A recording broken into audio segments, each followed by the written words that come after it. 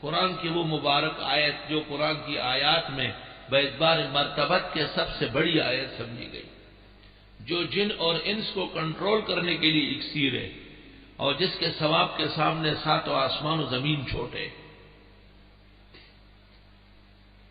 جسے پیغمبر نے امت کو ہر فرض نماز کے بعد پڑھنے کی تلقین کی، اور جو ضمانت ہے دنیا و آخرت کی مشکلات حل کرنے کی۔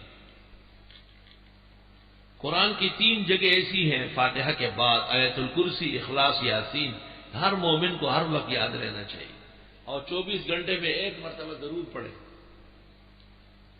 آیت الکرسی میں اللہ تعالی کا ذکر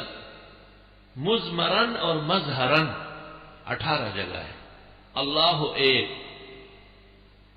ہو 2، الحی 3، القیوم 4،